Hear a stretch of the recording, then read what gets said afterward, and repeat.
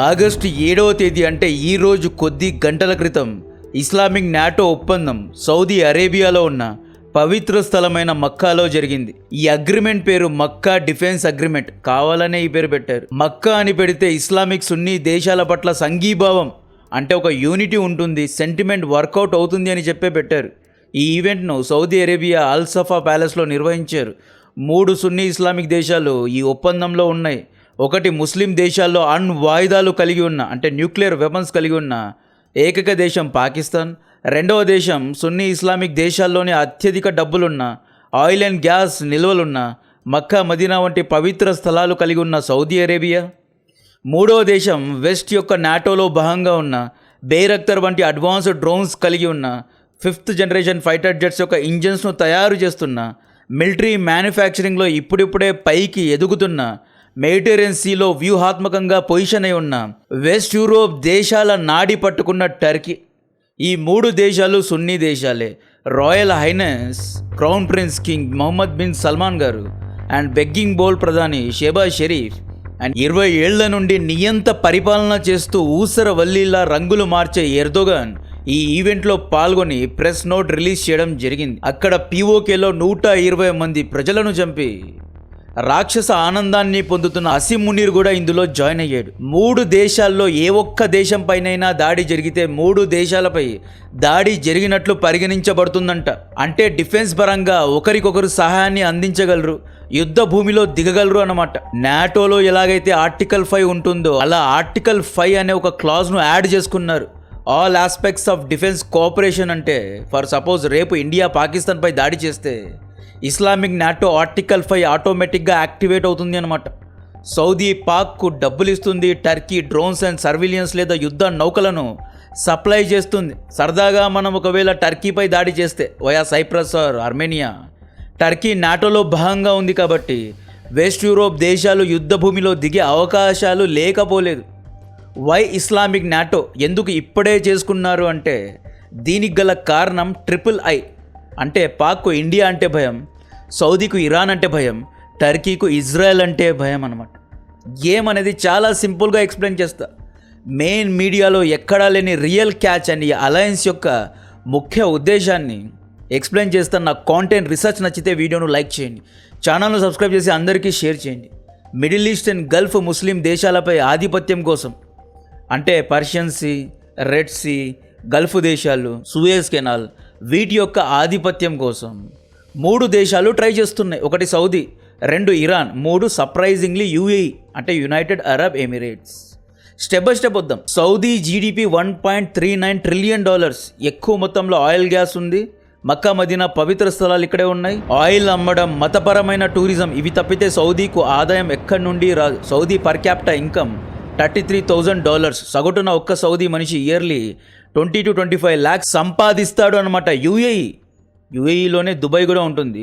UAE 20 years back ఈ oil వ్యాపారాలు life లాంగ్గా ఉండవు అని చెప్పి ఐటీ, సాఫ్ట్వేర్, బిజినెస్, టూరిజం ఇలా ఎన్నో రంగాల్లో పెట్టుబడులు పెట్టింది. ప్రపంచంలోనే the state of art city like top 3 సిటీలో ఒకటి దుబాయ్. దుబాయ్లో ఏషియన్ వెస్టర్న్ బిలియనియర్ సెటిల్ అయ్యారు. UAE GDP $630 billion. అయితే వీరి యొక్క పర్ క్యాపిటల్ ఇన్కమ్ $54,000 అనమాట.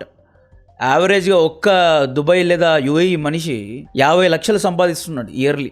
దుబాయ్ను 20 years బ్యాక్ డెవలప్ చేసి బుర్జ్ ఖలీఫాను కట్టిన Sheikh Mohammed bin Rashid Al Maktoum ఇప్పుడు పోర్ట్స్ను కంట్రోల్ చేయాలి అనుకుంటున్నాడు.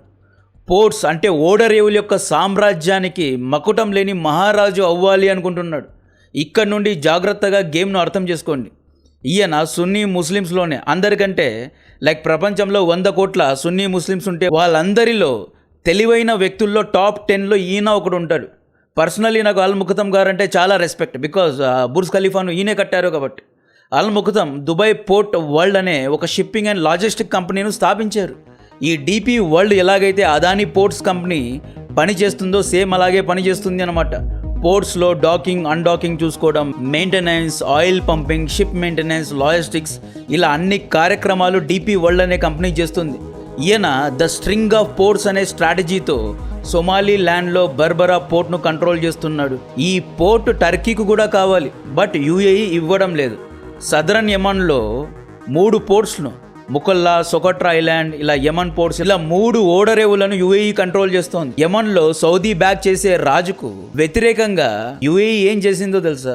సౌత్ ట్రాన్సిషనల్ కౌన్సిల్ ఎస్టీసీ అనే ఒక రెబల్ గ్రూప్ కు, అంటే సౌదీకు అగెన్స్ట్ గా పనిచేసే రెబల్ గ్రూప్ కు యుఏఈ చైనీస్ ఆయుధాలను సప్లై చేసింది అండ్ ఫండింగ్ చేస్తోంది. ఇక్కడ గేమ్ చూడండి, 2 సున్నీ దేశాలే, బట్ యమన్లో ఇద్దరు కొట్లాడుతున్నారు. యమన్ పోర్ట్స్ సౌదీ కంట్రోల్ చేయాలి అనుకుంది, బట్ యుఏఈ స్ట్రాంగ్గా నిలబడింది. Bab el Mandeb, Somaliland, right, Yemen, Egypt, Suez Canal, navy, ముంబైలో యుఏఈ యొక్క ఇన్వెస్ట్మెంట్స్ ఉన్నాయి. యూరోప్లో పోర్ట్స్ను యుఏఈ కంట్రోల్ చేస్తోంది. యుఏఈ స్లోగా సముద్ర వ్యాపారాన్ని కంట్రోల్ చేయాలి అనుకుంటోంది. సౌత్ సుదాన్లో యుఏఈ ఇల్లీగల్గా గోల్డ్ను స్మగల్ చేసి దుబాయ్కు తరలించి ఎక్కువ డబ్బుకు గోల్డ్ను అమ్ముతోంది. యుఏఈ ఇలా ఎదిగిపోవడం సౌదీకు, టర్కీకు నచ్చడం లేదు. డిసెంబర్ 2025లో యమన్లో యుఏఈ రెబల్స్కు సపోర్ట్ చేసింది అని చెప్పి డోంట్ యాక్ట్ ఇండిపెండెంట్ అని సౌదీ యుఏఈకు వార్నింగ్ కూడా ఇచ్చింది. యుఏఈ ఇజ్రాయెల్తో అబ్రహాం అకార్డ్స్లో సైన్ చేసింది. అండ్ మిగతా గల్ఫ్ దేశాల కంటే చాలా ముందే యుఏఈ ఇజ్రాయెల్తో డిఫెన్స్ పరంగా ఎన్నో ఒప్పందాలు కూడా చేసుకుంది. లైక్ ఐరన్ డోమ్ వంటి anti missile defence system Israel యుఏఈకు సప్లై చేసింది అనే వార్తలు కూడా అప్పట్లో వచ్చాయి. అండ్ యుఏఈ ఆర్మీకు ఇజ్రాయెల్ ఆర్మీ ట్రైనింగ్ ఇస్తోంది అనే వార్తలు కూడా వస్తున్నాయి. యుఏఈ ఇండియాతో బ్రహ్మోస్, ఆకాష్ అండ్ స్వాతి రాడర్స్ను కొనాలి అనుకుంటోంది. యుఏఈ ఎదుగుదల చూసి సౌదీ కుళ్ళుకుంటోంది. సౌదీ రాజులు తమ రాజకుటుంబంలో ఉన్న రాజకీయాలను, అంటే ఈ చెత్త రాజకీయాలను, ఇంటర్నల్ రాజకీయాలు చేయడంలోనే సమయం మొత్తాన్ని వెచ్చిస్తున్నారు. బట్ యుఏఈ అలా కాదు, డెవలప్మెంట్ డెవలప్మెంట్ డెవలప్మెంట్, ఆల్వేస్ డెవలప్మెంటే అనమాట. లైక్ సౌదీ కూడా డెవలప్మెంట్ కార్యక్రమాలు చేసింది. విజన్ 2030 ఫెయిల్ అయింది, అంటే పెద్దగా అదేమీ ముందుకు వెళ్ళడం లేదు. అండ్ సౌదీ కూడా తనను తాను ఎక్స్పాండ్ చేయలేదు. అంటే ఒక దేశం సూపర్ పవర్గా మారాలి అంటే వేరే దేశాల్లో వ్యాపారం చేయాలి అన్నమాట, రైట్. రీసెంట్గా ఇండియా కూడా యూకేలోని 20 పోర్ట్స్ను కొనాలి అని చూస్తోంది. అదాని పోర్ట్స్లో భాగంగా మనం యూకే వరకు ఎక్స్పాండ్ అవుతున్నామని, ఇజ్రాయెల్ యొక్క హైఫా పోర్ట్ను కూడా మనమే కంట్రోల్ చేస్తున్నాం. ఆస్ట్రేలియాలోని కొన్ని పోర్ట్స్, బికాస్ ప్రపంచవ్యాప్తంగా 70% వ్యాపారం, లైక్ పెద్ద పెద్ద మెటీరియల్స్ అన్నీ సముద్ర మార్గం గుండానే సప్లై అవుతాయి. ఓడరేవులను ఎవరైతే కంట్రోల్ చేస్తారో వారే వ్యాపారాన్ని, ఆయిల్ అండ్ గ్యాస్ను, గోల్డ్ను, రైట్, అన్నిటినీ కంట్రోల్ చేస్తారు. కాబట్టే అల్ ముఖత మామూలు వ్యక్తి కాదు, ఇతను విజనరీగా ఆలోచించి డీపీ వరల్డ్ అనే కంపెనీ ద్వారా మొత్తాన్ని కంట్రోల్ చేస్తున్నాడు. ఇది నచ్చడం లేదు. నెక్స్ట్ ఇరాన్ కూడా మిడిల్ ఈస్ట్లో, గల్ఫ్లో సూపర్ పవర్ అవ్వాలి అని చూస్తోంది. ఇరాన్ అనేది షియా దేశం. ముస్లిం కమ్యూనిటీలో 10 to 15% మాత్రమే షియా ముస్లిమ్స్ ఉంటారు. అంటే షియా ముస్లిమ్స్ హజ్రత్ అలీ గారిని నమ్ముతారు. సో ఇరాన్ స్ట్రాటజీ ఏంటి? ప్రాక్సీ గ్రూప్స్ అంటే హౌతీ, హెజ్బుల్లా, హమాస్ ద్వారా మిడిల్ ఈస్ట్ను కంట్రోల్ చేయాలి అని చూస్తోంది. ఉగ్రవాదం ద్వారా హర్మూజ్లో ట్యాక్స్ కలెక్ట్ చేయాలి అని చూస్తోంది. ఇస్లామిక్ దేశాలన్నీ తమ కింద తాను చెప్పినట్లే వినాలి అనే స్ట్రాటజీ ఇరాన్ది. So UAE tech, IT, ports developments విషయంలో ఎక్కడికో వెళ్ళిపోయింది. Iran proxy groups, Shahed drones, army, missiles, ముఖ్యంగా బ్యాలిస్టిక్ మిజైల్స్ విషయంలో ఇరాన్ కూడా ఎక్కడికో వెళ్ళిపోయింది. బికాస్ ఒక్క ఇరాన్ అన్ని ముస్లిం దేశాలను, అమెరికాను కూడా చుట్టేస్తోంది. మీరు చూసుకోండి, ఇరాన్ అందరిపై సైమల్టేనియస్గా ప్యారలల్లీ దాడి చేయగలుగుతోంది. సో ఇరాన్ కూడా డెవలప్ అవుతోంది. ఈ మిడిల్ ఈస్ట్ను ఇరాన్ లేదా యుఏఈ లేదా ఇజ్రాయెల్ కంట్రోల్ చేయకుండా సౌదీ, టర్కీ చేతులు కలిపారు అన్నమాట. టర్కీకి ఎప్పటి నుండో ఇస్లామిక్ రాజ్యాలకు పెద్దన్న అవ్వాలి అనే దురద ఎప్పటి నుండో ఉంది. వీళ్ళు పాకిస్తాన్ను ఎందుకు జాయిన్ చేసుకున్నారు అంటే, పాక్ అనేది ఒక రోగ్ దేశం. పాకిస్తాన్ దగ్గర న్యూక్లియర్ వెపన్స్ ఉన్నాయి. న్యూక్లియర్ అంబ్రెల్లా కోసం పాకిస్తాన్ను జాయిన్ చేసుకున్నారు. మార్చ్ 2026లో స్టార్ట్ అయిన ఇరాన్, యుఎస్ఏ, ఇజ్రాయెల్ యుద్ధంలో క్రాస్ ఫైరింగ్లో సౌదీ అరామ్కో ఆయిల్ ప్లాంట్స్పై ఇరాన్ ప్రాక్సీ గ్రూప్ అయిన హౌతీ దాడి చేసి, అంకుల్ శామ్ యుఎస్ఏ పెద్దగా పర్ఫార్మెన్స్ ఇవ్వడం లేదు. అండ్ యుఎస్ఏ యొక్క ప్యాట్రియట్ వంటి యాంటీ మిజైల్ డిఫెన్స్ సిస్టమ్స్ ఒక బ్యాటరీస్ అయిపోతున్నాయి. సో ఆల్టర్నేటివ్గా ఒక అలయన్స్ను స్థాపించాలి అని చెప్పి మక్కా అలయన్స్ను స్థాపించుకున్నారు. టర్కీ దగ్గరకు వస్తే రీసెంట్గా టర్కీ యొక్క ప్రెసిడెంట్ ఎర్దోగాన్ అల్లుడు బేరక్తర్ అనే ఒక డ్రోన్ మ్యానుఫ్యాక్చరింగ్ కంపెనీను స్టార్ట్ చేశాడు. అది బాగానే పర్ఫామ్ చేస్తోంది. యుక్రెయిన్లో కూడా వీళ్ళు డ్రోన్ను అమ్ముతున్నారు. టర్కీ ప్రజలు ఎర్దోగాన్ పట్ల సంతోషంగా లేరు. ఎర్దోగాన్ తన అపోజిషన్ పార్టీ నాయకుడిని జైల్లో వేశాడు అని చెప్పి రీసెంట్గా ఎన్నో ప్రొటెస్టులు జరిగాయి. ఆర్థికంగా కూడా టర్కీ పరిస్థితి అంతగా బాగాలేదు. టర్కీకు డబ్బులు కావాలి, రీజన్ నెంబర్ 1. సెకండ్, ఇజ్రాయెల్ సిరియాను, లెబనాన్ను, జోర్డాన్ను ఆక్రమించాలి అని చూస్తోంది. గ్రేటర్ ఇజ్రాయెల్లో భాగంగా ఇజ్రాయెల్ కూడా ఎక్స్పాండ్ అవ్వాలి అని చూస్తోంది. ఆల్రెడీ సిరియాలో టర్కీ బ్యాక్డ్ అల్ జొలానీ ఆర్మీ ఉంది. రీజనల్గా ఇజ్రాయెల్ పవర్ఫుల్ కాకుండా, అంటే తమ ఏరియాలో ఇజ్రాయెల్ పవర్ఫుల్ కాకుండా ఉండాలి అని చెప్పి టర్కీ అలయన్స్లో జాయిన్ అయ్యింది. సౌదీకు ఆయుధాలు అమ్మితే టర్కీకు డబ్బులు వస్తాయి. ఆ డబ్బులతో టర్కీ ఏం చేస్తుంది? ఇజ్రాయెల్కు కౌంటర్ ఇస్తుంది. సిరియాలో, లెబనాన్లో తన ఆధిపత్యాన్ని పెంచుకుంటుంది. Turkey wants money and Turkey wants name. ఒకవేళ సౌదీలో ఈ విధంగా మక్కా డిఫెన్స్ ప్యాక్ట్ చేసుకున్నారు అనుకోండి, సున్నీ ఇస్లామిక్ సర్కిల్లో టర్కీకి కూడా ఒక నేమ్ వస్తుంది. They want name, they want power, they want money అన్నమాట. పాక్ న్యూక్లియర్ అంబ్రెల్లా ద్వారా టర్కీ ఏం చేస్తుంది? ఇజ్రాయెల్పై అణ్వాయుధ దాడి చేస్తా అని చెప్పి బెదిరించడానికి ట్రై చేస్తుంది. నెక్స్ట్ పాకిస్తాన్. పాక్ అనేది ఒక రోగ్ దేశం, రూపాయికి పనికిరాని దేశం. పాక్ దగ్గర 170 న్యూక్స్ ఉన్నాయి. అవి పని చేస్తాయా, పని చేయవా, తుస్సుమంటాయా అనేది ఎవరికీ తెలియదు. పాక్ దగ్గర సోల్జర్స్ ఉన్నారు, యుద్ధం చేయడానికి, చావడానికి సైనికులు కావాలి. అది పాకిస్తాన్ దగ్గర ఉంది. సైనికుల్ని పంపితే పాక్కు డబ్బులు వస్తాయి. సౌదీ ఏ రమదానో లేదా బక్రీద్ పండుగ రోజు సంతోషంలో $1 బిలియన్ ఇస్తే చాలు, అదే వాళ్లకు 10,000. ప్రస్తుతం ఇండియా చాలా అగ్రెసివ్గా ఉంది. పాక్పై మళ్ళీ దీవాళీ చేసినా చేయొచ్చు. పాక్కు యుద్ధంలో కొనసాగడానికి సౌదీ డబ్బులు కావాలి, టర్కీ డ్రోన్స్ కావాలి, మక్కా అగ్రిమెంట్ అని చెప్పి సంఘీభావం కావాలి, రిలీజియస్ యూనిటీ కావాలి. అంటే ముస్లిం బ్రదర్హుడ్ అండ్ ఉమ్మాను రెచ్చగొట్టడానికి ఒక సున్నీ అలయన్స్ కావాలి. ఈ మక్కా డిఫెన్స్ ప్యాక్ట్ అనేది ప్యూర్గా సౌదీ ఇంట్రెస్ట్ను కాపాడడానికే స్థాపింపబడింది. ఓవరాల్గా రీసెంట్గా ఆఫ్ఘనిస్తాన్ పాకిస్తాన్పై దాడి చేస్తే సౌదీ రాలేదు, సౌదీపై ఇరాన్ దాడి చేస్తే పాకిస్తాన్ యుద్ధ భూమిలో దిగలేదు. టర్కీ అనేది ఊసరవెల్లి.